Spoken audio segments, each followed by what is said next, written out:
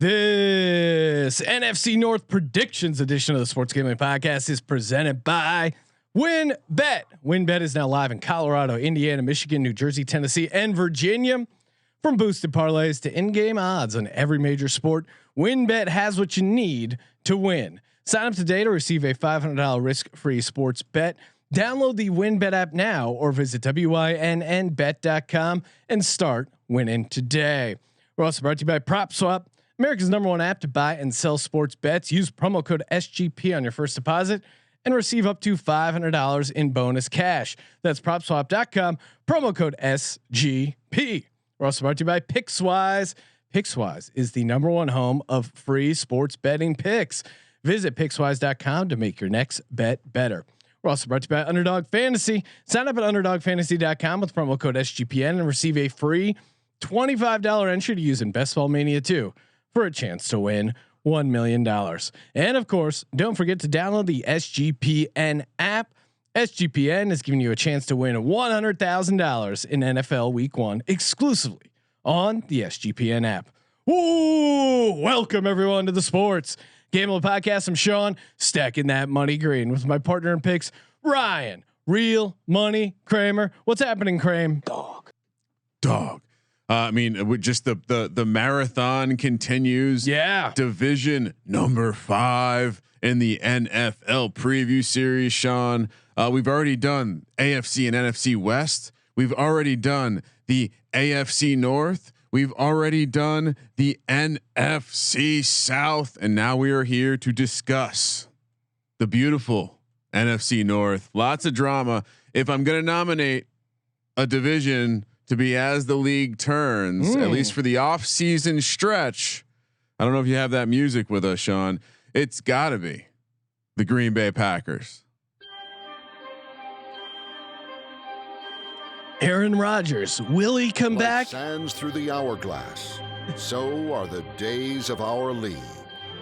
And what's this? It was all a dream, Ryan. We were in a coma, and we awoke. And Aaron Rodgers is back. We thought he was dead, but no, Aaron is here. Not only in our hearts, he's back. Not only that, our favorite character from season 3, Randall Cobb, back in the house. I thought he died in a poisoning accident. No, he's back to life there. Aaron always loved him the most. I was gonna save it for the Green Bay Packers section, but we kind of fell into this anyway. So let's get to it. Hypothetical, Ryan. Who does Aaron Rodgers like talking to more? Green Bay Packers management or his family? Well, I mean, I know he doesn't like his family, or maybe his family doesn't like him for his lifestyle choices. But it seems like right now in the high school girl attention span world that we live in, that he is currently in his power rankings, his family less threatening to him than the Green Bay front office. Yeah, I think the family. Should we just start with the Packers? Well, Ryan, you know what we got to start with. Oh, Friend of the program, presenting sponsor. That's right, WynnBET. Oh man, the summer of win continues. That's right, getting you ready for winning season, WYNN season. Some call it football season. I call it winning season because I use the WynnBET app. All you got to do is go to wynnbet.com or just check it out in the App Store, the Win Betting app. Gad, they got it all. Everything you want to bet on, boosted parlays, in-game wagering. Yes. Do they have awesome player props? Yes. Can you earn rewards for the Win Resort via the Win Betting app? Just saw that breaking news. Yes. WynnBET, they got it all. And the best, save it for last, a risk-free $500 sports bet. What more can you ask for, Kramer? We're going to be talking a ton of futures, ton of props, and a perfect time to also fire up your window over at PropSwap.com, America's #1 app to buy and sell sports bets.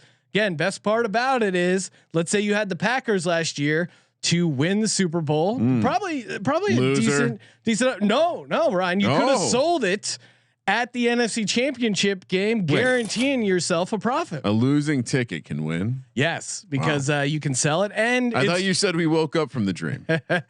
And you can obviously you can buy tickets as well. It's like eBay for sports tickets.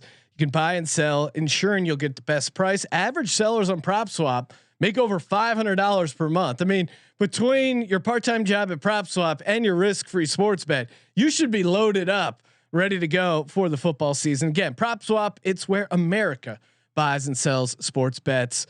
Cream Dog, let's do it. I gotta get to selling, I guess. All right. Let's go back to the order we were gonna do. Bears. Well, they were 8-8 last year, Sean. The Mitchell Trubisky experiment is over. They pushed their win total last year. This year, 7.5, minus 115 on the over. Same way going the other way. 550 to win the division. 35-1 to win the NFC. 65-1 to win the Super Bowl. Those stood out to me as shorter than they should be. I think. Key additions, obviously, it's all about the quarterback. They picked up current Hall of Famer, I think, Justin Fields, based on the performance in the preseason. Ryan's Dalton mad that the also Giants didn't take Justin. They got their second and third choice at quarterback after striking out on the Russell Wilson sweepstakes. Andy Dalton joins the team. Damian Williams, which we haven't discussed a lot in fantasy, kind of a sneaky pickup. He did sit out. He opted out for COVID, but he's got to be fresh. You have. I mean, I know. Just a quick sidebar on fantasy. I know we're big on David Montgomery. Yep. You threw out David Montgomery to lead the league in rushing at 30-1. I've been dabbling with that as well. I like that, but you're right. You're right. Damian Williams maybe stealing some. Because Tariq Cohen, I don't think is going to steal anything. He's still dealing with coming off that ACL injury. But Damian Williams, again, haven't heard a ton of him coming out of camp. But he is a legit threat both in fantasy and just overall prop betting. Yeah, and honestly, Montgomery, it's just the value. Like he has a chance to, if this team is on the better side of their projection, he has the chance to get so many carries. They also brought in the lineman from Oklahoma State, Tevin Jenkins, to go with Justin Fields, and then of course Mitch. He's gone. He's up in Buffalo. Kyle Fuller is gone, which that one that hurts. That's going to be meaningful. I mean, Vic Fangio, his former coach, immediately swooped up and signed him. What does that tell you? He's a player. Yeah, he's a dog. So I think when it comes to handicapping this team, it really, like, how much do you believe in Justin Fields is the narrative, because for their win total to be at 7.5 in a situation where they're either starting Andy Dalton. Yep. And we saw what Andy Dalton looks like with less skilled players around him last year in Dallas, maybe a better offensive line. I don't know. It's questionable. Or do you believe in Justin Fields and he's the second coming? I mean, people putting him in the Hall of Fame already. We just visited Canton. I didn't see his bust anywhere, Sean. Ryan, you say you act like I'm nervous about the upcoming season. The amount of preemptive shade you're throwing at Justin Fields is telling. Is it? Here's the thing to me. I'm just firming my position. I'm getting my feet anchored in the sand as the waves crash. Is Matt Nagy securing his job? No, right? We both agree that. You trade up to draft a quarterback. This is not Patrick Mahomes, because that implies that they're already a playoff team, that they have Alex Smith, that everyone is securing their jobs. It's the exact opposite. They have Andy Dalton. They're in desperate need for any sort of offensive bump.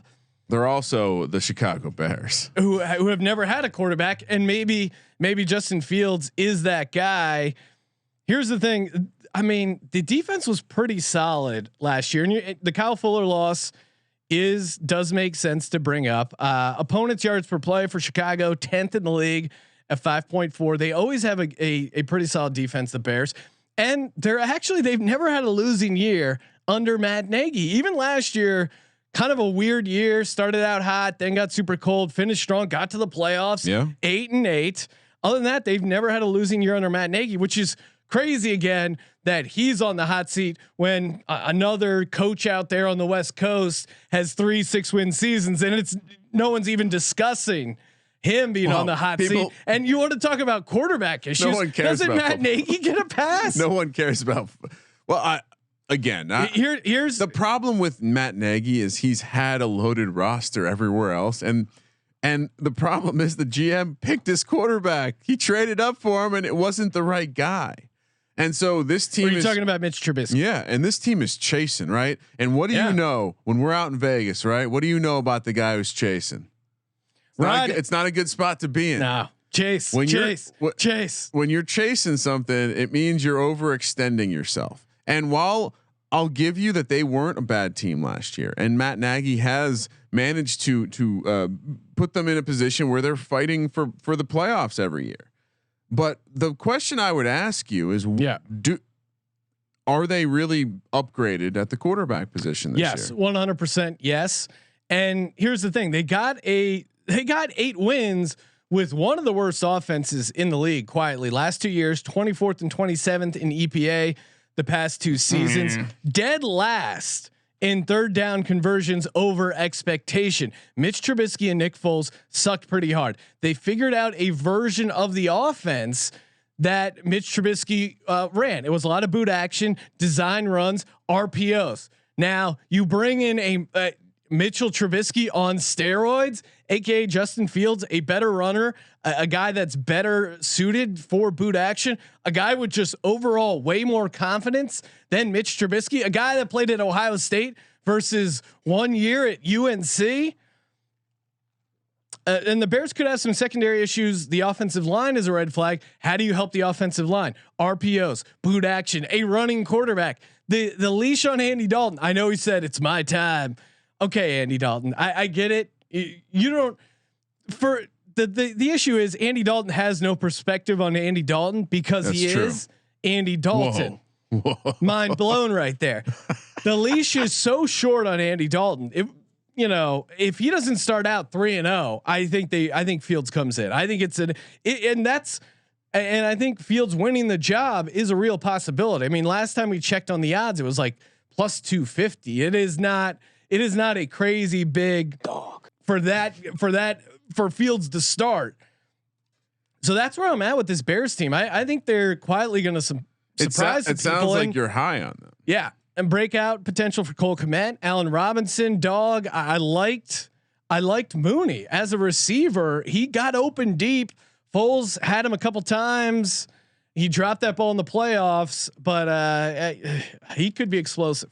Fields to start, and I'm gonna blow my prop because I think you nailed an important point. The best way to do something with a bad offensive line is throw the kid that can run around back there, and that's what they did last year with Mitch. And that was like best version of Mitch was that.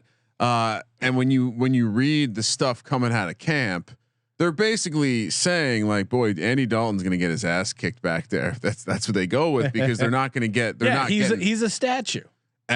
No, because the offensive line is bad. Right. Like, no, that's what I'm saying. Yeah, He's more as a commentary on the line though, and so. I guess echoing what you're saying, and I guess the other thing I would say, part of the reason I think I do like the offense a little bit is that the defense is a little bit top heavy. They've seen an increase in adjusted games lost to injury every year, and they haven't seen a ton of that defensive variance you tend to see year to year. Could this be the year that the top breaks and they don't have the depth because they've been slinging around their draft picks like they're hot tamales or something like that? Do people sling hot tamales like I sling a tip at the taco guy?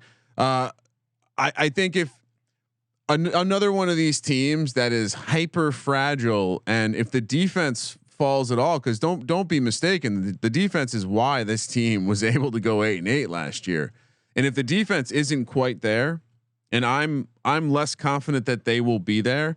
I think we will see Justin Fields running for his life, and I think that's a winning formula. Short term, that's a winning formula. It's a winning formula in fantasy. I don't know if it's a winning formula in real football, Sean. The last thing I'll say, they have the hardest schedule according to DVOA, and that is the part again. Like some of these schedules have really put us on or off a team, and I think when we go through the Bears. We're going to see it, but I'm not all in And it could be because I'm obviously rooting for the Giants to get a good draft pick with the one that they traded away. But are you ready to go? I'm ready. Let's go. Chicago, week 1 at the Rams, Sunday Night Football. That's no easy. Do they start the rookie there? You got to put Dalton out there for that game though, right? Isn't that what makes it hard? But secretly, I don't know. I got to do a deep dive on NFL week 1. So don't hold me to this. Don't you kind of like the Bears against Matt Stafford, Ryan? That Bears defense that knows Matt Stafford's tricks. Nagy, but not really, because I think the Bears offensive line can be pretty bad, and that's not somewhere you want to be when Aaron Donald's coming at you. Cincinnati at home, at Cleveland, Detroit at home. I mean, I see 2 winnable games and I see 2 extremely difficult road games there. So, could they slip up and lose to Detroit? Some kneecap slaughtering. No, early in the season, Jared Goff feeling good. I got him 2-2, but I think 3-1 is very much in the mix there. All right, I'm 2-2. You think they can win a road game? I like it. At Las Vegas, Green Bay at home, at Tampa, San Francisco at home. 2-2.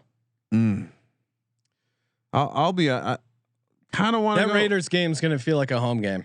Kind of want to go. They win one of their home games. That's true. At Pittsburgh on Monday Night Football by week 10. Baltimore at home, at Detroit on Thanksgiving, which that probably is that. They always win that game. Detroit always loses. Dallas always loses. It's a crazy lock. Arizona at home. Oof, they can win that. 2-2. Kyler out at Soldier Field in December. Ryan, that's a loss. I think 2-2. Well, then maybe they know how to play this Ravens team.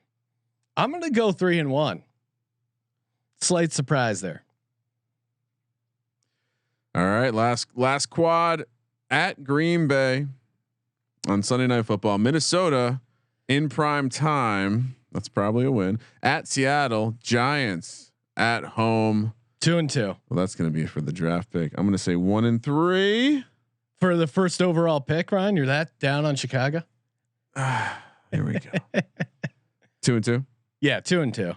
And then final game is at Minnesota. That's a loss for me. They already beat Minnesota in prime time. Yeah, it's tough to give them the prime time game at home, lose one at Minnesota. What do I got them at? 8-9? Ooh, you got them at 9. 9-8. 9-8. I gotta chop them down. 7-10. I don't think I want them. Yeah, 7-10. That's probably fair. I don't think they do that well though. I like them. I like them over. Do you know what the make playoffs price is for the Bears? Oh, did I not put that? Because them to win the division at 550, that's just tough. Conference don't want any part of. Super Bowl 65-1. It's goddamn crazy. But them to make the playoffs, I mean, there's 7 teams. I could definitely see them sneaking in. Yes, plus 210. Oh yeah, I'm in on the Chicago team making the playoffs. Yes, plus 210. Let's go. No is minus 280. Good luck, Sean. I don't see it. I just that's why people listen to the podcast, right? Sean, you differing opinions. You were on. We believed it. Wasn't the guy on the whiteboard? And you're telling me, of all the GMs in the National Football League, not only does he GM for the Bears, but he felt Mitch Trubisky was the guy to trade up for in a draft class with Deshaun Watson and Patrick Mahomes. You remember though RG3, right? You remember these guys who scramble a bunch and have a good first year, and then the league kind of figures them out. They don't have that mental ability to go through all the progressions. They're not that next level quarterback. I'm not saying that's Justin Fields is or isn't, but I'm saying, to me, he definitely fits that profile of a rookie that comes in and with his legs helps carry them to some wins that they shouldn't normally win. Okay.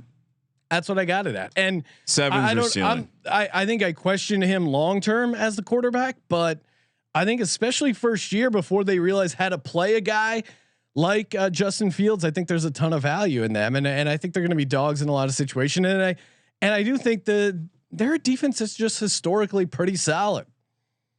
Yeah. So that's where I'm at. And prop bet again, all over David Montgomery this year. Give me David Montgomery over 1,500 rush yards. It's partially a volume thing, but yeah, I think they're gonna pound the ball a bunch. Give either Dalton or Justin Fields easy play action looks. Yeah, I mean, I feel like you'd be. I mean, my prop is to go take the plus 190 on Fields. I'm not really sure how they put Dalton out there. Well, the problem is they've said so many times that Andy Dalton is the starter. I still think they give him one game. Maybe you're right, but maybe it's easier to do it before the season starts. Someone's getting hurt. The Rams are hurting someone. Again, with that offensive line, Justin Fields makes a ton of sense.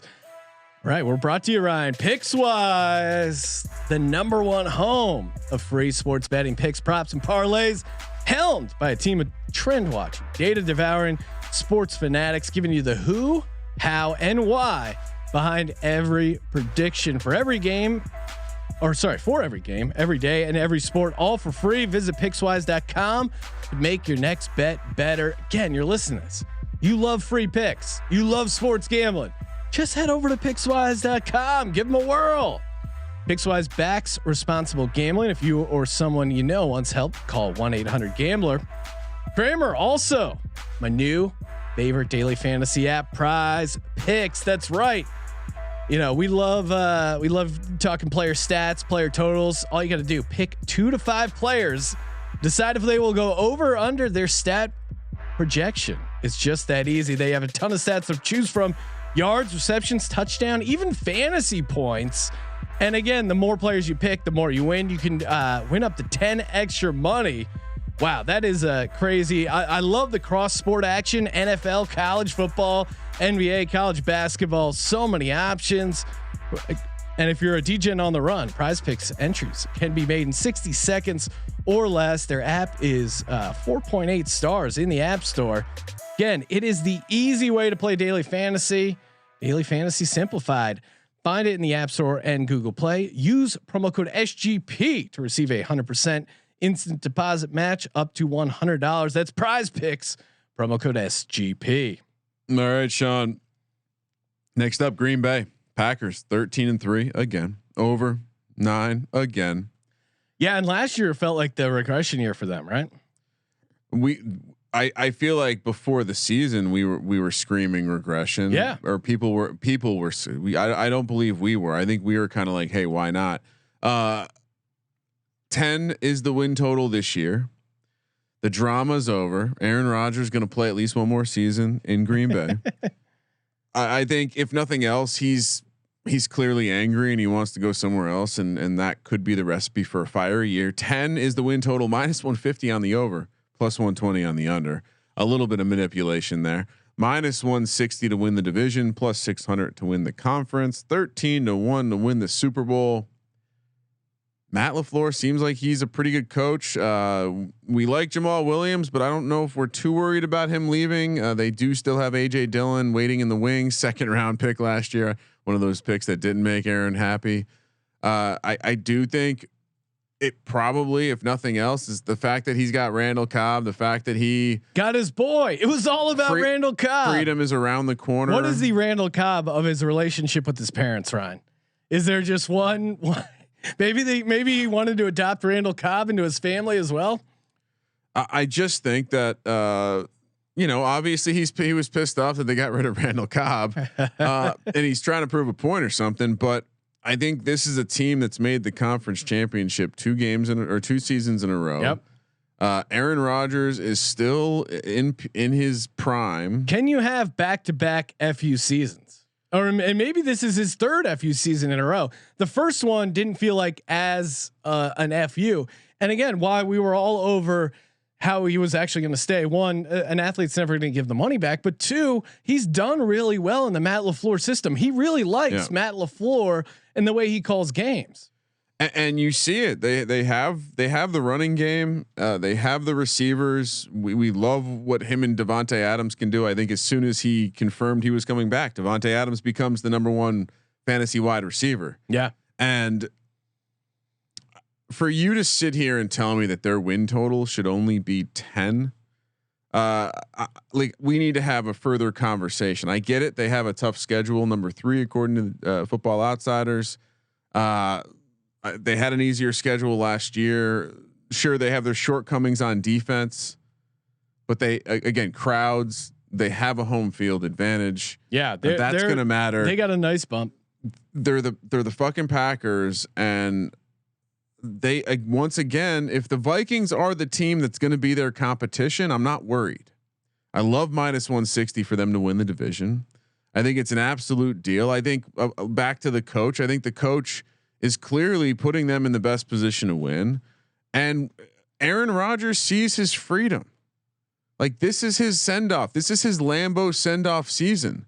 And he, for someone who likes drama, he's surely going to be aware of that. I mean, look at him. He's at camp. He's having a good time. He's loose. This team is loose. The whole team knows this could be it. This could be their last dance, as they're calling it. and even Randall Cobb aside, Amari Rodgers is an exciting addition, and we liked what Eric Stokes as a draft prospect, Sean. So this to me is the too cute win total of the year. I understand why they're putting it at 10 -150. I would love to just take over 10.5. I have not. Well, when you were talking about him escaping, I was thinking of Shawshank Redemption. That's where it though. Andy has the rock and he's just doing what he's pounding on the pipe to get out of there. It does feel like this, but whatever it takes. To that other side, if things start going a little poorly or there's any hiccup, is he really going to give a shit?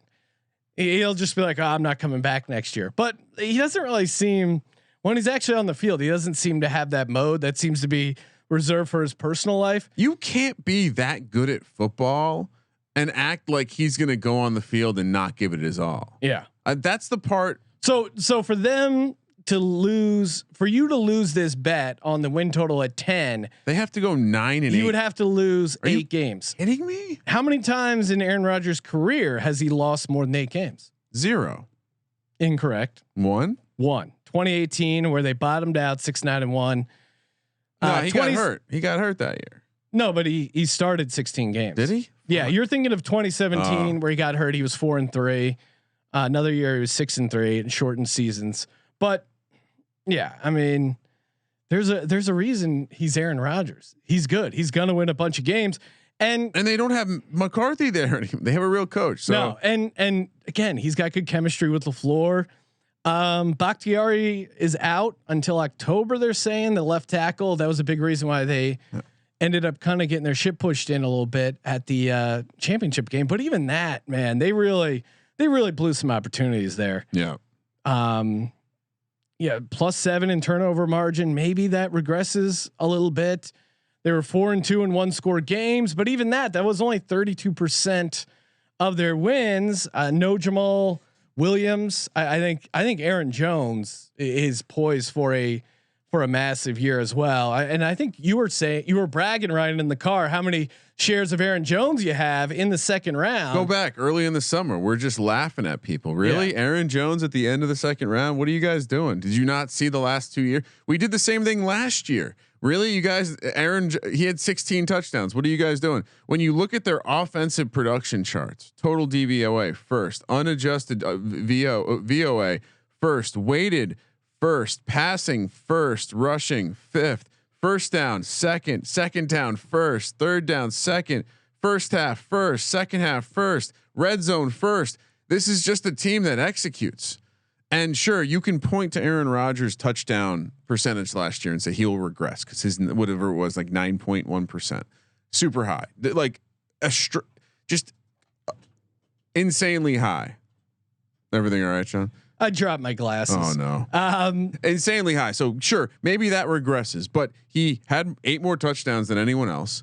And I don't think many teams actually can execute the back shoulder fade like him and Devontae Adams can, that make it a cheat code. And it's just a little different. It's a little different when you have that play. Your touchdown percentage is going to go up when you have Devontae Adams and when you have that level of trust. And this is why it's important to have some context in these stats. His touchdown percentage was really high because he was in FU mode trying to win the MVP. He did, and they were calling a ton of passes on the 1 yard line. So maybe instead of getting those, it's Aaron Jones or it's AJ Dillon on essentially a fullback dive or maybe a QB sneak. They still got down to the 1 yard line all those times. If you're Green Bay, do you want Aaron Rodgers back? Like, do you want quarterback? Do you want Aaron Rodgers with your team for more years? Right? Like, you don't want. Is this a trick question? Yeah, of course. Of course. So why wouldn't you give him the same treatment so he can feel good again? Give him. You're going to leave Green Bay after back-to-back MVPs. That was the other thing that was crazy. It's like you won the MVP. Yeah. Why would you leave? The world is going in the wrong direction, as Colby tells us all the time, Sean. Well, dome football is killing this world. Yeah, I mean, not to avoid getting into many numbers, but I think on some levels that the Packers more than most teams, I feel like the handicap this year is much more gut than anything. Should we do the schedule? Let's go. At New Orleans again, like that. I love that first game for Aaron Rodgers. I love that. At New Orleans, Detroit on Monday Night Football at home, at San Francisco in front of Aaron's family, and Pittsburgh at home. 3-1. Oh yeah. I mean, who do they lose to? I don't know. I think between that Saints game, maybe tricky. He has struggled in the Bay Area for whatever reason. That 49ers defensive line, I think has their number a little bit. I'll go 3-1. Maybe the Steelers steal one. I don't know. It's more just, I don't know which game it is, but it's just an aggregate of those four. I think one is a problem. At Cincy, at Chicago, Washington, at home, at Arizona on Thursday night. I don't think are they dogs in any of these games? That's a good question. I'm gonna go 4-0. I'll go 3-1. But yeah, 4-0 is in the mix. Jesus. At Kansas City, maybe that makes that. At Kansas City on long rest. Seattle at home. At Minnesota, Rams at home. That's a tricky stretch. Let's say 2-2. I don't actually see him. You know what, 3-1. I don't see him losing at home because the other one, the quadrant before was close to 4-0. So I'll go 3-1. 3-1 for me as well. Bye week, super late, week 13. Then we have Chicago at home, Sunday Night Football. At Baltimore, Cleveland at home on Christmas. Sorry, Mom, can't come home for Christmas. Man, Aaron's such a dick. He won't be distracted with family obligations for Christmas. Vikings at home on Sunday Night Football. You can circle both. They're not losing the divisional games on Sunday Night Football. They're not losing. Not to fucking Kirk Cousins. Aaron Rodgers not losing to Baker Mayfield on Christmas. No. That just wouldn't happen. 3-1. 3-1. Yeah, shit. And then we have to wrap up the season at Detroit. Will they need this game? That's. I guess I'll say win. Boy, I don't think yeah. They might need it. I better be careful. So we'll just say they win. Sean, you had them going 13-4. Yeah, I mean back-to-back 13 in 3 years. I wish I had a hotter take on the Packers and to say they're going to completely suck. But man, you have a 2-game. I mean 11-6, and you're still hitting the over. You're paying for it with the juice. It's -150. But again, Aaron Rodgers isn't a guy who's going to lose 9 games. No, I have, and that's how. You know that, or sorry. So even if you lost 8 games, even you would go under there at 9-8. So yeah, even that, I don't see. 14-3 is what I got. Yeah. Oh wait, you're 14-3. Jesus Christ, Ryan. So do you like? Where do you like them on the futures then? I mean, I feel just as confident with the Packers as I do with the Bucks. I mean, I think those are the chalky division to me. I think -160 suggests that I should be scared of the Vikings, and we'll get to the Vikings in a little bit. I just don't know if it's there. Yeah, I mean, I guess Green Bay to win the division at -160 is, man. I'm going to throw that in the future. And I'm going to take, 6-1 to win the conference. This is a team that's been at the doorstep the past 2 years, and this could be the last hurrah. Well, Ryan, if you bet that on prop swap, then you got a nice hedge opportunity if they they get to the NFC Championship. And let's game. add one more. I gave this out earlier in the summer, and somehow him announcing he's coming back and being at training camp has made it go down. But Aaron Rodgers to have the most passing touchdowns is now 8-1. Wow, really? I think it was 6-1 when I first gave it out. Maybe. I don't know. I mean, you would think there's going to be some regression there, but even if there is, it's still fun at 8-1. My prop bet, I'm going to go Aaron Jones over 1,400.5 combined rushing and receiving yards. I think no Jamaal Williams opens up a ton of opportunity for him. He hit over this number last year in 14 games. So again, it's tough to project he'll play all 17, but even if he only plays 14, I still think he's going to get more of a volume because they used Jamaal Williams a decent amount in the red zone and he got a decent amount of goal line looks. So I think he takes care of this. So is that your prop then, Ryan? Rodgers to lead the league in passing touchdowns at 8-1. Yeah, I get it. It's a little chalky, but why would who's gonna be the guy that take the Mahomes, Josh Allen, maybe? Yeah, I mean, I get the other quarterbacks in that mix that would maybe steal it away from him, but I mean, at 8-1, it's Aaron Rodgers. There's still a bunch of value there. Yeah, I mean, just look at the amount of times he passes inside the 10. To your point. Well, Ryan, before we close things out on the Packers, of course, shout out to the Brat Stop, the best brat shop in America. And Ryan is wearing the Brat Stop T-shirt. It says, "Ask me about my wiener." So Ryan, how is your wiener? My wiener is good. Wieners in general are good. Like them on a pretzel roll. Oh man, some mustard. This is going to be one hell of a transition into manscaped.com. If people are asking about your wiener and saying, "Hey, what's going on with your wiener, man? You got to clean that thing up." You got to head over to manscaped.com where you can use the promo code SGP for 20% off and free shipping. 20% off and free shipping. 2 million men have already joined the Manscaped movement, which means if you're not doing it, when you get in the bedroom, there's certain expectations that are already set. So if you're not coming in there with a clean playing field, you could be in trouble. Again, if you've ever tried to do this yourself with a manual pair of scissors, do not recommend it. I've nicked the old coin purse a couple times. That thing starts bleeding. We've all seen Something About Mary, where the bean is above the Franks. They bring in the fire department. They have to go. They have to get the fire department. How'd you get the Franks above the beans? Great movie. It is a good question. Great product with manscaped.com. They also have an ear and hair trimmer. Yeah, my old lady's always on my case about my ear hair, my nose hair. Again, they have a proprietary skin safe technology which helps prevent nicks, snags, and tugs on those delicate areas. They also got the crop preserver, ball deodorant. Oh, and they got some boxers and a sweet travel bag, which I use and highly recommend. Manscaped, the Lawnmower 4.0. Again, they just bring technology. Final note, obviously use promo code SGP, manscaped.com, 20% off and free shipping. Your balls will thank you. Kramer. Vikings, let's go. Speaking of balls or lack thereof, Kirk Cousins and the Minnesota Vikings last year, Sean, 7-9.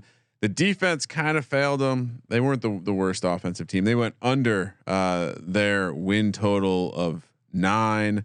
This year it's 9 again, -110 each way, plus 250 to win the division. I've seen a lot of people make that as a sexy pick this year. 22-1 to win the NFC. 50-1 to win the Super Bowl. There's nothing I'm more out on is the idea of them winning the conference or the Super Bowl hasn't even crossed my mind. Like I haven't even felt a simulation go down that rabbit hole. As far as the team, love the kid out of Virginia Tech, offensive lineman, should shore up the situation there. A lot of help to the defense. I don't know if I'm too concerned about much of their losses. We like Zimmer. We like the way he develops a defense. We expect the defense to take a step forward. Kirk Cousins is still hanging on. Is this like every year it seems, or everyone, the Vikings kind of pop their head up, and Mike Zimmer generally gets the most juice out of the fruit up there in Minnesota. They have an awesome home field advantage. Speaking of crowd being back, the spaceship, it's dynamic, at least during the day when Kirk home Cousins to Super Bowl 52 can't blow it. But is the defense going to step forward enough to hang in there if the offense isn't? Because it does seem like this team this team's heading in the right direction.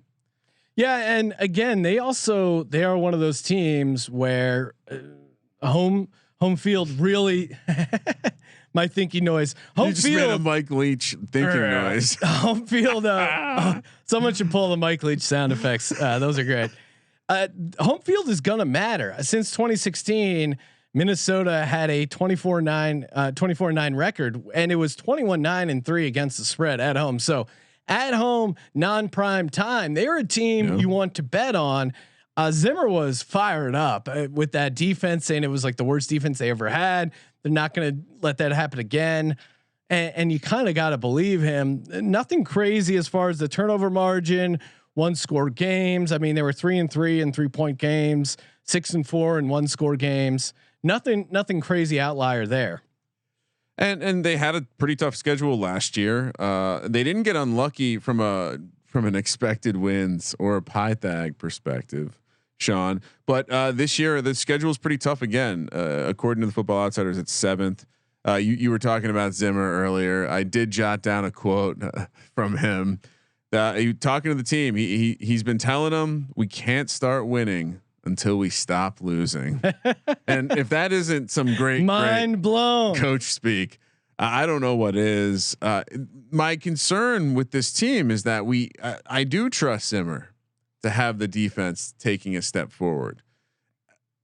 They just don't have much of a ceiling with Kirk Cousins. Is that what it is? I wrote down on my notes, Kirk Cousins is Kirk Cousins, right? And not to get too meta, but You like that? very meta. You like that? We know who Kirk Cousins is. Some of these second-year quarterbacks, even a third-year quarterback, maybe make a jump and show you a different level to their game, but Kirk Cousins is Kirk Cousins. Yeah. And maybe he's going to spend his time in the locker room in a plastic phone booth, but regardless, he's going to be a guy who has consistent stats but lacks top-level play.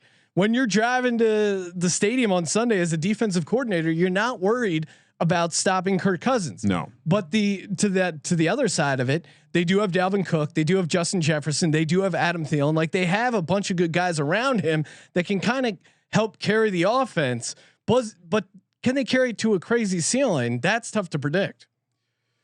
And we've seen Kirk Cousins perform really well the last 2 years. I think you look at a lot of his throwing metrics, well above career averages at a lot of things: yards per attempt, touchdown percentages, lows on interception. So I don't believe in Kirk Cousins. I don't necessarily believe this offense has a ton of room to take a step forward. And so unless the defense really takes a massive step forward, it's unlikely this team is going to win enough games to threaten in this division. Now, are they going to be an interesting team in the wild card race? Probably, because I think we're going to see a situation where you have 9 wins, 10 wins, definitely in the NFC is probably going to get you in. So it's hard. I would say that here's what I'll say about Minnesota. We're going to go through the schedule. I've already peeked at this one too. I feel like it's hard to get them below set. Like, you'll see, they have a very narrow outcome. I feel like for this team, it's not gonna. There's no way they're gonna be like a 4-win team, and zero chance they're gonna be a 12-win team. Yeah, it does feel like it's going to be 8 to 10 wins. But again, normally the Vikings are a fun team to bet on against the spread. Zimmer has a great record with them. They were only 6-10 against the spread. One of the tied for second worst. Only the Cowboys were worse against the spread, 5-11. People wonder why we always pick against the Cowboys. That's an easy 11-5 easy money stack I had last year. So Minnesota is normally a team you like betting on against the spread, but last year 6-10, it does feel like it's going to correct itself a little bit, but maybe maybe it already is corrected itself as far as like where the lines are. They're favored in 9 games, but by like an average of like 0.1. So it seems pretty neutral. Like there's not super high expectations, but again, that's the Vikings, right? Well, that's why the win total is 9, right? Yeah. Like it could 9 is the new 8, Sean. It's right down the middle. I mean, slightly above average in terms of win total. You want to get through this schedule. Let's go. All right, Minnesota at Cincinnati. I feel like that's a pretty decent draw for them to catch the Bengals. Burrow, I still don't think Burrow is going to be healthy. At Arizona, week 2. Seattle at home. Cleveland at home. Those are tough spots. Hard to see them. Are we saying? Do we dare say 3-1 here? Could they get off to a hot start, Sean? Vikings. I mean, they're one of those teams. Shit. I don't know. I mean, the schedule does toughen up. You know what? The problem is the Bengals game is so obvious. Everyone's already bet the Vikings to beat the Bengals week 1, and it's hard to build a case against it. At Cardinals, that could be a slip up. Seahawks at home, and then Browns at home. I'll say 2-2. Yeah, I'm gonna say 2-2, but maybe 3-1 because of that Bengals game. But 2-2. Detroit at Carolina by week 7, and then we have Dallas on Sunday Night Football. And shit, that is a real Ryan. That is Sophie's choice. Either take Kirk Cousins at home or take the Cowboys. Kirk Cousins at home in prime time, and then at Baltimore to close that segment out. 2-2. Kirk Cousins can't win in prime. Hey, he wins once in a while in prime time. He can beat the Cowboys. 2-2. I'm gonna say 2-2, but again, yeah, I just feel like I want to say 2-2 every time with this team. At Chargers, Green Bay at home, at Niners, at Detroit. This is a tricky one. I'm gonna say 1-3. That is a really tough stretch. And again, they're not the same team on the road that they are at home, and I think that home field's really going to matter for them. All right. Next up, we got Pittsburgh at Chicago, Rams at home, at Green Bay. Jesus Christ, Pittsburgh was a Thursday night game too. Well, that's at least at home. Thursday night at home. That's going to be a tough spot for the Steelers. I'll go 2-2. So we have, but they could go 1-3 here for sure. That's 3 primetime games. Sorry, Pittsburgh Thursday night football. At Chicago right. Monday night football. 1-3. Rams at home. At Green Bay primetime. I'll go 1-3 as well. And then I have the Bears beating them, right? I gave the Bears the bonus game. Yeah, I think you did. No, we both have the Bears losing. Okay. Then what do I'm probably 8-9, right? I'm 8-9. You're 7-10. Yeah, I mean, I don't know. And we were close. You were close to going 6-11 because the first. That's 4. True. But again, even just looking at this number 9, I think the play is under. But again, I will not be locking up this win total because Mike Zimmer getting this team to 9-8 is not crazy. Them to win the division at plus 250 makes no sense. I don't see that path. All the futures. I mean, I would rather take Bears to win the division at plus 550 if we're going to take someone besides the Packers. I mean, to me, Bears and Vikings are pretty even. I don't see the 1.5 game win difference between there. I see why it's priced that way, but I have the Bears and the Vikings being way closer to even than that. Vikings difference. miss playoffs minus 140. Yeah, I'm gonna get down on that. Although, I'm gonna stay away. That's a good price. I'm just gonna stay no on, or I'm just gonna stay on the under, because the idea that Zimmer pulls it out and they get to 9-8, that's not a crazy place for this team to get to. The Packers to make the playoffs is only minus 280. That's pretty wild. Ryan, what do you got for your prop bet on the Minnesota Vikings? Kirk Cousins to go under touchdowns, 28.5. Shit. I have the same exact one. Lock it up. You like that? And for it's just a little reasons. High. And it's not even, I think their offense is going to be that bad. I'm just super high on Dalvin Cook. I didn't want to give his over rushing yards because I've been giving out so much Dalvin Cook already, but there's multiple ways they get to that. It's like, one, he's He just doesn't throw 29 passing touchdowns because the offense isn't that good. But 2, they just give it to Dalvin Cook a lot when he's close to the goal line. I think you have that. I think you have to, there's going to be some sort of Thielen touchdown regression, and he's a target number 2 in the red zone. Dalvin Cook's target number 1, and the target number 3 is playing for the Giants and Kyle Rudolph. And I don't know if Irv Smith's just going to be that guy. Obviously, Kirk Cousins and Kyle Rudolph had some chemistry. So I think for a lot of reasons, also maybe less possessions in general in the red zone because the defense is better. Yada yada yada. Go under. Plus, I mean, I don't know if you heard how many. Should we get a final count? Minnesota has 1, 2, 3, 4 primetime games as of right now. So that's not. I mean, if it's if it's not broken, don't fix it, Ryan. And that certainly applies to Kirk Cousins, who is broken when it comes to primetime games. Brian, we have a special guest joining us when we break down the Detroit Lions. But before we do, let's hear about the beautiful game. The summer of soccer continues on Paramount Plus. Stream over 2,000 soccer matches a year from around the world. That's all the heart-pounding drama from CBS Sports, including UEFA Champions League, Europa League, Italy's Serie A, Argentina's Primera División, the Brasileiro, the NWSL, the Asian Football Confederation, and the CONCACAF qualifiers, featuring the stars from the U.S. and Mexican men's national teams, plus much more. It's the best of the beautiful game with all the beautiful names like Messi, Mbappe, Ronaldo, Rapinoe, Pulisic. Be part of the excitement as champions are crowned and history is made. The world's game lives here on Paramount Plus. Visit ParamountPlus.com to start your free trial and stream every match live.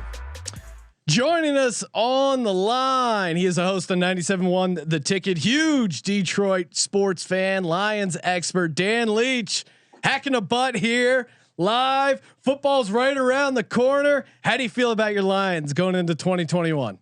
Terrible, absolutely terrible. Well, no, listen, and you guys, we've done these hits many times, and I two of my favorite guys. I was thinking about this when I knew I was coming on with you. I'm an absolute slap when it comes to the Lions and the Michigan Wolverines, and I've always been that way. And it's part of my charm. I mean, obviously, I'm objective. I'm not saying 14-2 every year in a regular 16-game season here. This year it's 17, but I'm normally way too high on the Lions and way too high in Michigan. For whatever reason, maybe I'm growing up, maybe I'm deciding to not be an idiot or something. I don't know what the deal is. I think Michigan's going to suck. And I think the Lions could really be set up for the future when it comes to what Brad Sherlock Holmes, the GM, is doing, what Dan Campbell might be if he bites kneecaps off. It doesn't get too full on him early on. But this year they're going to be terrible. And there's nothing wrong with that. I want them to be in games late, win a couple games they're not supposed to. But it's all about growing, and they luckily have this great, I mean, at least on paper, coaching staff when it comes to guys like Aaron Glenn and when it comes to Anthony Lynn and guys that were previous head coaches, Mark Vernell, the quarterback's coach. So I'm excited about that. But there is I have to talk people down and say, listen, because I'm always up for anything, and I don't want to give people crap if they believe the Lions are going to win. Yeah, but what do you? Yeah, what are you talking people down from? Are some people? I got them as 7 and 10, and you got to talk them down from that, or how high? What's the highest prediction you've heard about the Lions? You don't even want to know. I mean, I have guys that actually are somewhat reasonable. I mean, they're idiots, but that's why I love them. They're somewhat reasonable. I think the Lions are not only going to be a playoff team, but they're going to win 11 or 12 games. I'm like, you guys are out of your freaking minds. And like I said, I'm high on this team, higher than I should be sometimes. But I'm also, I got to, since I've been in broadcasting, I got to be based in reality. I'm not a kid at middle school anymore, losing $400 in ping pong before the class starts. And then, betting the Chaldean parlay cards. You got to be realistic. And this is about getting rid of, and listen, I was one of the 2 or 3 media members, not this is anything to brag about, but I was one of the 2 or 3 media members in Detroit that Matt Patricia actually liked, for better or worse. He was god awful. He was horrendous. He was terrible with the team. He was terrible with the media. Not that matters as much as the team. And you never have seen as many as you guys saw former players going crazy in excitement and almost laughing at him on Twitter and social media when he got fired. So that there was really a lot of dancing on the Patricia grave. As a casual fan, it did drive me crazy. And I think Mike Lombardi, your fellow VSiN guy, has pointed it out as well. But he has a pencil behind his ear, and then he has a laminated play sheet. You can't use a pencil on a laminated piece of paper.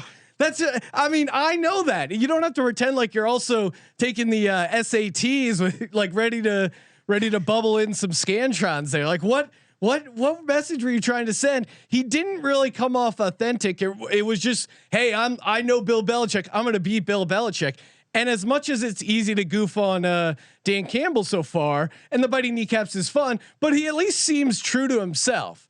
And to me, when he was talking about slamming 70 ounces of coffee, I go, hey, that's a guy I can relate to. And he's a guy that, you know, back in the day when I played football in high school, I know many a Dan Campbell type. I can relate to him. And I think players will relate to the guy. Does he have the scheme? But I think you nailed on a great point there. He has a lot of former head coaches on the position, and maybe, you know, in the same way that like best case scenario down the line, Tomlin, who maybe isn't the greatest X's and O's guy, has good coordinators, but is like a good, hey, gets the players, gets game flow. Like that's what if you're a Lions fan, that's what you're trying to talk yourself into.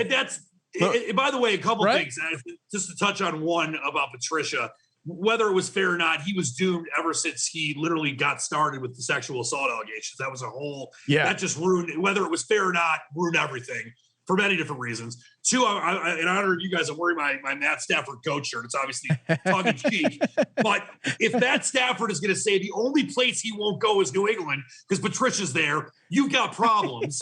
So yeah, and he's an offensive player. And back to the point too, that I appreciate you understanding my point, because I think this is really important, and it's all on paper, we know. But look at, and you mentioned Tomlin was a great example when it comes to a lot of times, you know, you look at guys like Jim Schwartz that were former Lions coaches, or Marty Morningweg, or guys that were good coordinators, but terrible head coaches. You've got to be able to delegate. I mean, you can't do it all on your own, especially in today's NFL. You've got Deuce Staley as the assistant head coach, running backs coach. Great. I mentioned Anthony Lynn, former head coach, you know, for the Chargers. You got Mark Brunell. You got Hank Fraley, O-line coach. You got Antoine Randall, the wide receivers coach. You got guys that played in the league at high levels for a long period of time. Players will respect them. It was the opposite of what you saw with Patricia and his assistants. And that is what gives me hope. But anyone that thinks this team, and I know the win total has been floating at 4.5, 5, 5.5. Anyone that's thinking about seriously going over, and I know there's 17 games, and the Lions have the 6th toughest schedule. They do. You're being insane. You're being insane. Yeah. And let me, can I just, while we're talking about the great Dan Campbell, he's given us so much already, but I wanted to just a little quote that really, it resonated with me. I love the fact that we're known as meatheads. I'm a meathead. I have limited brain capacity. I like that. I'm good with that. I have zero problem with that. Dan Campbell speaking to Chris Spielman in the hallways of Lions office. How about this? How about earlier this week when they got I was going to say fired, I guess in the way they did, the 17-year long snapper, fan favorite Don Muhlbach. It was his birthday, his 40th birthday. Dan Campbell said, you know what? I'm an asshole for firing him on his birthday. Like the guy, like you said, he is authentic. Yes. He's the anti-Patricia, because Patricia was faking all that stuff and trying to be authentic as a Belichick guy. But that's why I respect Campbell, and I love what Brad Holmes is trying to do. The guy comes in, first ever GM job. He was always good at drafting the college guys, which the Lions have needed, not a pro scout guy like Bob Quinn was, who did really next to nothing, except for Hockenson. But I'll tell you this. You look at what Holmes did with moving on from Stafford, who I love.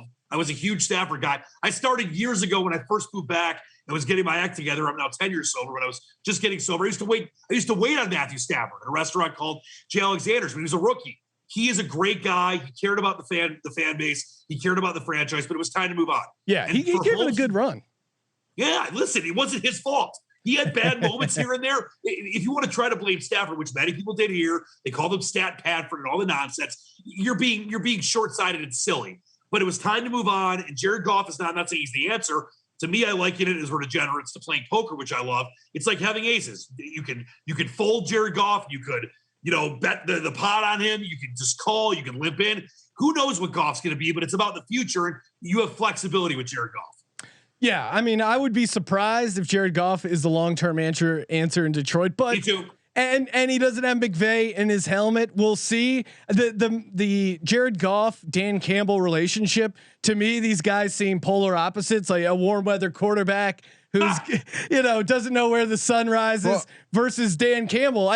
Maybe opposites attract and they can make it work. If you peel away the layers of Jared Goff, at some point, hyper competitive athlete, number 1 pick in the National Football League. He went to the Super Bowl 2 years ago. He's 26. Last year, he beat Russell Wilson on the road in the playoffs. That is there's something there. I always like to make fun of Jared Goff, but there must be something there. Sometimes it's just one ingredient that was causing the dish to taste like shit. You take a little of that West Coast pressure salt, that Sean McVay, shut the fuck up, dude, pressure salt. And maybe this is the place he needs to be. Maybe he needs to have a simpler set of coaches around him. Maybe he wasn't made for the fucking nerds version of football, AKA Sean fucking McVay. And so, listen, the Lions could have done much worse in the trade for Stafford than getting Jared Goff. They could have done. Look at and draft capital too. I mean, I think for the Lions, like a best case scenario is kind of what the Panthers did last year.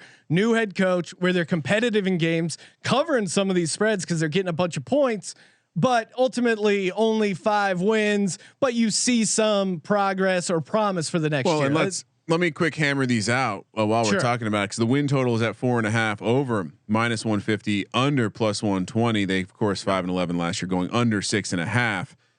To win to the division. This is insane. I mean, this is almost insane just because there's only 4 teams. 28-1. I just had a friend bet it yesterday.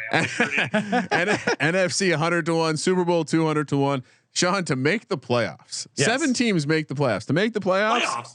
750, 7.5 to 1, -1400. They missed the playoffs. Obviously, probably the odds-on favorite to be the worst team in the NFC. Well, Ryan, it is interesting. The juice is right now because it's moved down to 4.5, -150 on the over. So you got smoke and mirrors. Smoke and mirrors. You're getting plus odds to take the under on the Lions. That's how often does that happen? We got dogs on the team like Jamaal Williams. Yes, we are super high on Jamaal Williams this year in fantasy. One, because Anthony Lynn likes him, and Anthony Lynn has been very straightforward as far as he says he likes the guy. That guy is going to get a bunch of targets, a bunch of carries, and I'm not quite as high on DeAndre Swift. I think he's a little overdrafted fantasy wise, but Jamaal Williams, I think. And I'll jump ahead to my prop bet. Jamaal Williams over 525.5 rush yards. I really like that. Damn it, 2 in a row. Well, you're with me on that. I wanted to ask Dan. He's close to the situation. We're obviously just reading the beat reporter's words. Jamaal Williams is going to have a meaningful role in this offense. Like DeAndre, right? Okay, he's going to have a very meaningful role. And you mentioned Swift. I love DeAndre Swift, and I know he's going to probably, especially in Detroit leagues, be drafted way too high. Overdrafted. But you look at that 1-2 punch there. Listen, the offensive line, you got Penei Sewell, who obviously I think was a steal at 21. You look at or the first round where they took him. You look at Vitae, you look at Ragnarok. I mean, the offensive line could be a lot better than people think it's going to be, but it's going to be a 1-2 thing. And DeAndre Swift's had a lot of injury problems. So Jamaal Williams has done it before. You mentioned Anthony Lynn likes him. I like Anthony Lynn as a coordinator. I think he's going to kind of mix things up. And, there's not the wide receiver depth is non-existent. So unless Calvin Johnson wants to unretire and stop bashing the Lions after the Hall of Fame.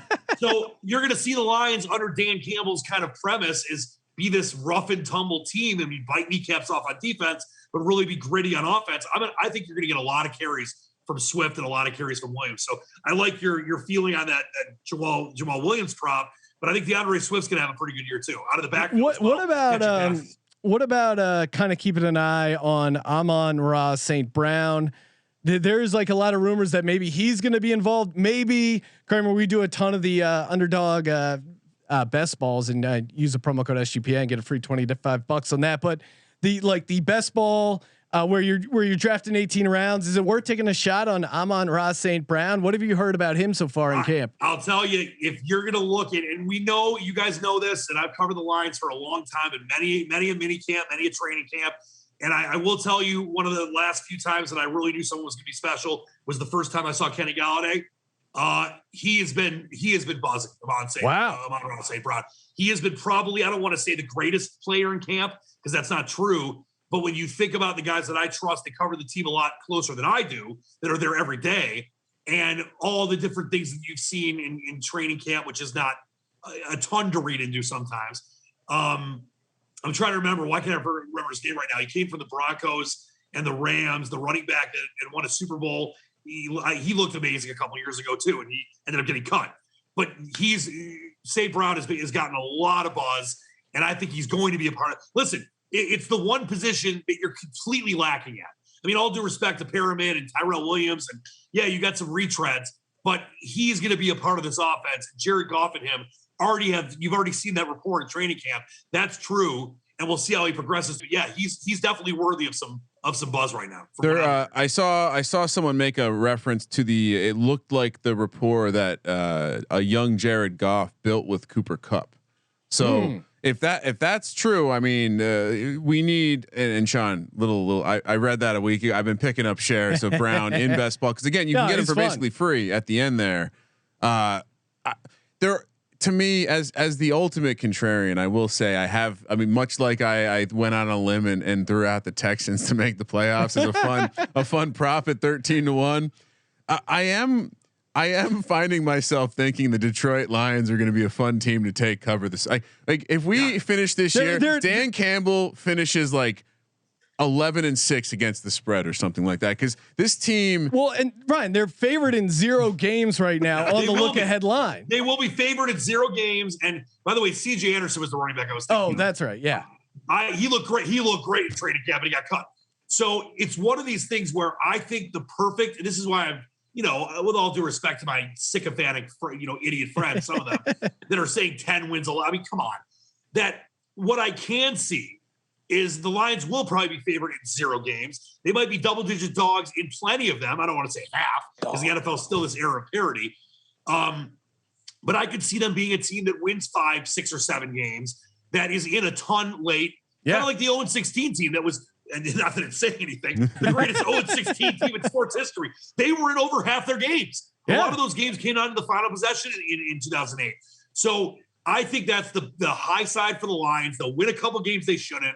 They'll cover a bunch of games. They'll have a winning spread record, but they're not going to win more than 5 or 6. But they'll have a chance to win a bunch of games that they shouldn't, and they'll lose them because they're not ready to win yet. They don't have the kind of horses and depth to be able to beat a team like Green Bay or Chicago, even though I think they're going to be down in some ways in certain situations. So in Minnesota for sure, in the division, that's where I'm at with the Lions.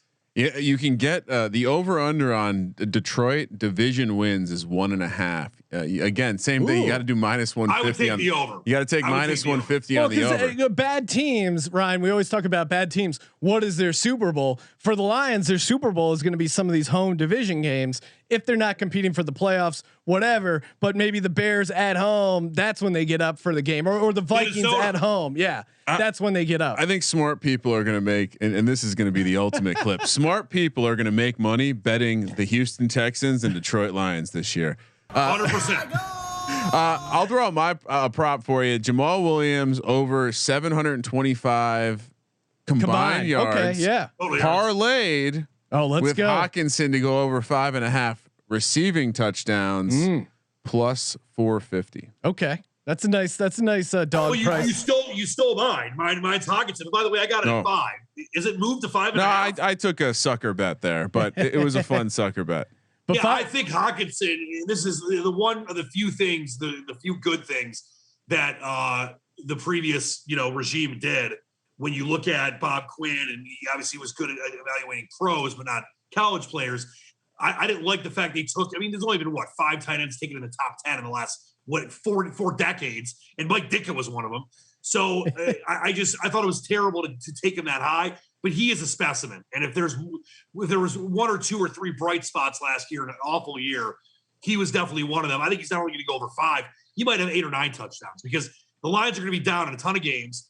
There's not a lot of wide receiver depth. I think the O-line's going to block better than some think it will, and definitely did last year. I think Penei Sewell will be a big part of that. Yeah, if they're going up against prevent defense, that soft stuff under the middle, and I thought fantasy wise Hockenson maybe slightly higher than he should be, but again, thinking about the middle of the field against prevent certainly makes him enticing. We didn't even tell Dan about our narrative to pump up the other Iowa tight ends. Of course, our Iowa it's more an anti-Kittle. Our Iowa tight. Well, of course we have Hockenson is number 1 Iowa tight end, then Fan, and then George Kittle, that piece of shit.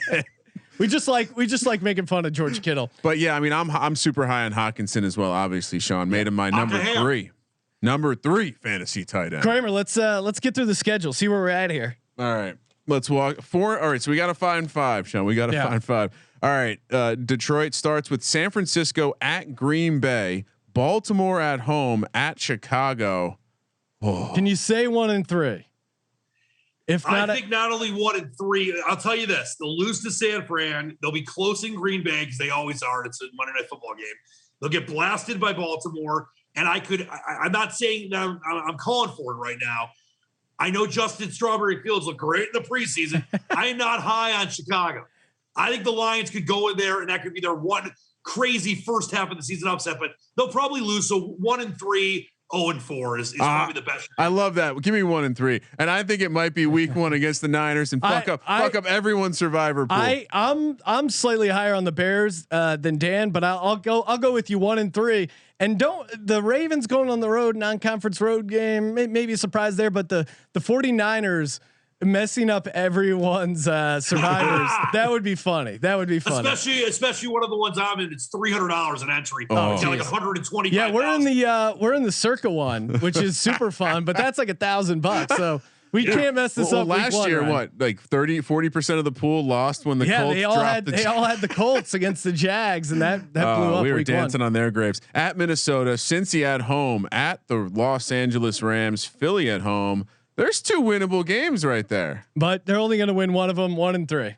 Dan? Yeah, I agree, and I think that the Stafford Redux game is going to be interesting. I thought for sure that'd be a nationally televised game, but I mean the Lions are going to be a bad team. I think Minnesota is not very good, and this is the last gasp effort for them with some of their players. And I think Kirk Cousins is overvalued too. And you guys have talked about Minnesota in the past with me. I think that could be a win. It likely won't be. I'm not calling for these wins because the Lions aren't going to win many games. Cincinnati's interesting. I think they're going to be a lot better. I mean, obviously Burrow's healthy now, but it's not like Cincinnati's gangbusters, so they can win that game at home. And then, Philadelphia, who the hell knows with Philadelphia? Yeah. I'd rather just trust a cheesesteak than the team itself. Cheesesteak is consistent. I'll give you that. Yeah, always. From Geno's. It sounds like I should go 2 and 2 here. Huh? I'm going 1 and 3. And even I'm going 1 and 3. All right. I'm going to go I think the Bengals are the spot. 1 and 3 as well. Philly, a tough out, as you always remind me, Sean.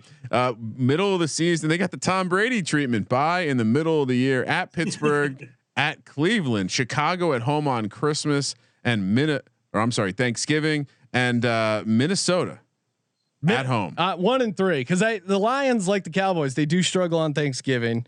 Not to ruin your holidays, Dan, but yeah, and I think 1 and 3, they can win.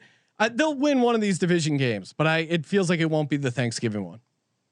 It's amazing. I'm 44 now. I've been to, I think, 31 Thanksgiving games.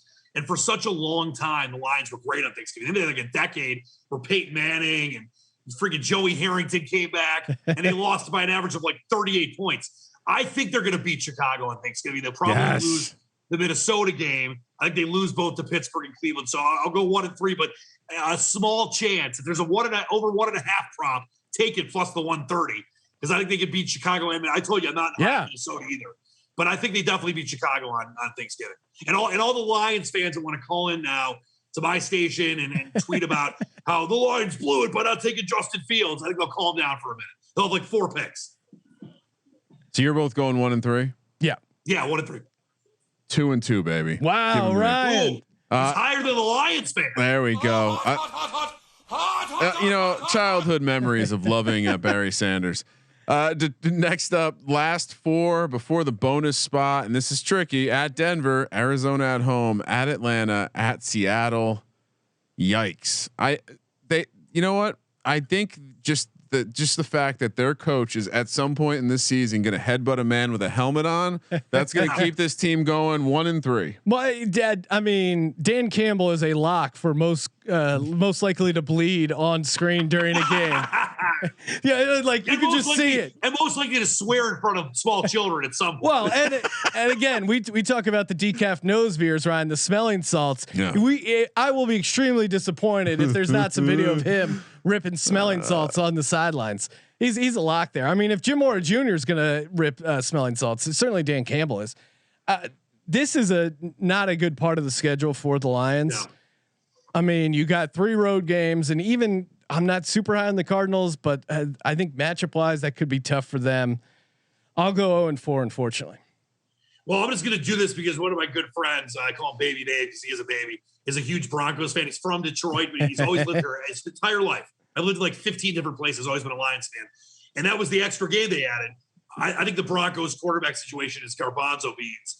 And they all wanted Aaron Rodgers. Isn't going to happen. So I think you look at that Denver game, and I'm not saying they're going to win it, but I think they go 1-3, and that could be a win. And you mentioned Arizona as well. Lions have played Arizona, it seems like 5 of the last 6 years. Yeah. Enough of the freaking Cardinals. You know what? Yeah, I think one of those 2 games could be a win. I'll give them 1-3. I'll give them 1-3. Yeah, 1-3.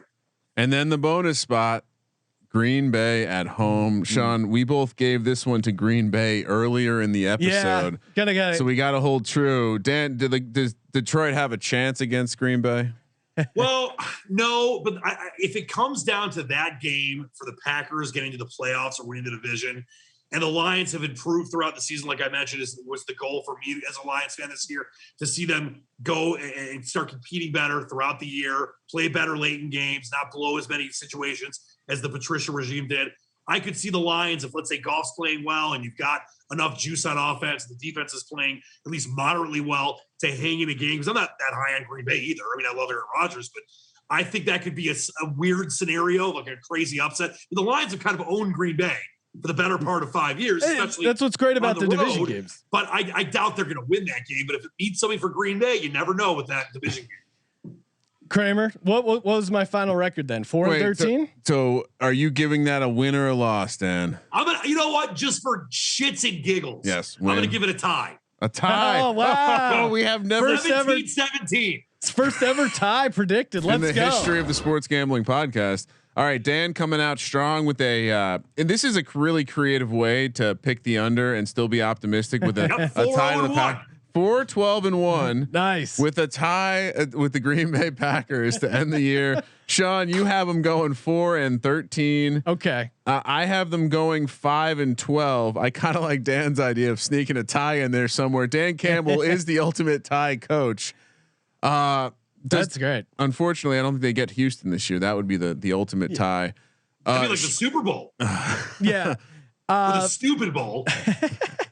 But future stuff, I don't know. None of it really is interesting. Make or miss playoffs. Not, the odds are just. But the fact that you're getting plus 120 on the under, I'm on board there. Kramer, any other futures bets for the Lions or stuff you like there? I just gave you like the bull case, and they only got to 5 wins. It's going to be a tough situation. I like none of them. I've looked at every futures bet since the draft. And after the draft, the trading camp started, there is not one futures bet that I think has any value for the Lions. Yeah, I mean, maybe if Detroit's picking number 1, you look to the draft market and see which quarterback you guys will pick. Well, I'll give you one. The one that I think is that a lot of my people that I know that are either hating like Lions fans or like cynical Lions fans, or they're just being weird, are taking the Lions to have the worst record in the NFL. I think it's plus 350. I think that's not a good bet. No, the Lions are not going to have the worst record in the NFL. No, that's. I mean, none of these teams where everyone's they're good. I mean, I don't know.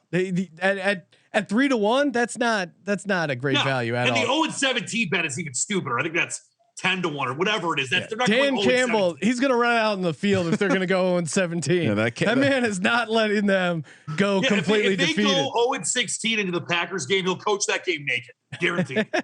I really was trying to get the Bears to finish in last place and the Lions to finish in third. That's not realistic. Yeah. No, couldn't pull it off. I wish it was. All right, Dan, any other win totals or bets in the division that you like for the NFC North? Maybe an under on one of these other teams, or miss playoffs, conference, anything else in the division jump out at you?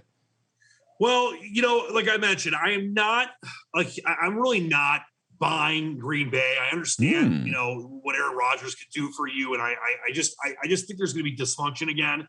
I think 10 is too high for them, but I mean, they play in a bad division to me. So that's a tough one. But I know you said you're high on the Bears, 7.5. Is that, I don't know if that's the numbers you guys are working on. 10 for the, yes, 7.5 to me. It smells to me like an under. It really does. That's the one team that I think, and if it gets to 8, definitely take it, because then you're probably at worst getting a push. I know there's the extra game. The Bears should be above 500, but I just think Justin Fields is going to struggle at times. I mean, obviously, it's Andy Dalton's team. He said it. It's my team for now, young cover. They tweeted out QB1. They can't go back from that. In all due respect, I loved Andy Dalton like 10 years ago. Yeah. But I'm going to go under with the Bears. The Vikings line, I don't really. I mean, it's 9. I'm not high on the entire division, to be honest. Yes. I think the division is going to have trouble. So I would go under on those two, but I'm going under on the Bears for sure. Kramer, where are you at? What are your best bets? Oh, you lock. I mean, I'm just gonna Taylor Swift brush that off my shoulder. Packers over, lock that up. Packers win the division, lock that up again. Chalky, but yeah, I'm with you. So we thought it was crazy when I had the Bucks 3 wins clear of the division. I have the Packers 6 wins clear of anyone else in the division. What record? What record? He has the Packers 14-3, and he has the Vikings in second place at 8-9. All right, if the Packers go 14-3, I'll say you guys like a dozen chili dogs. Chili dogs. Yes, please. I love it. Hopefully, I'm not back to soy boy at that point. But I will agree with you on this. Even though I'm down on the division as a whole, the Packers are going to own it, because I think the Bears and Vikings and Lions are not that good. So they could go 5-1 in division, and then we'll see what they do outside of the division. But yeah, the Green Bay should go over that number. Like I said, the one play I have of those 3 I mentioned is under on Chicago. But Green Bay, I mean, they should win at least 10 games, if not 11 or 12. I'll lock up Chicago as well. Under. Kramer's locking up the under on Chicago. I'm going the other way. I think they are a 500 team, or even they could be sub 500 at 8-9. Again, Nagy never had a losing record. I think they get to 8 wins, so I feel good about that. And then the other lock is Green Bay to win the division at -160.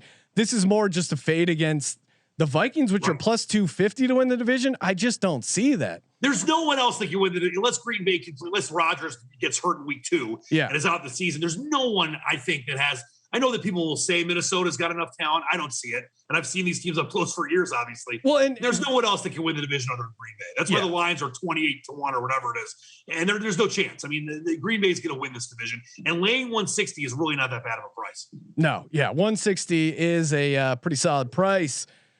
Kramer, we did it. Wrapping up the podcast. Big thanks to our guest Dan Leach. Give him a follow on Twitter at Dan Leach 971. Check him out. Change your life. It will. It is a life-changing experience following Dan on Twitter. Tweets out a bunch of fun sports stuff and fun life stuff. Give him a follow. Check out the show. The Leach Task Force on 97.1 The Ticket, and does a ton of stuff with VSiN as well. Dan, appreciate you calling into the show. Thank you for participating in the Sports Gambling Podcast. For the Sports Gambling Podcast, I'm Sean, second the money green, and he is Ryan. Unrelated to the NFC North, Sean, but I just got alert on my phone. Only 3 weeks left to draft underdog fantasy football teams. Kramer, let it ride.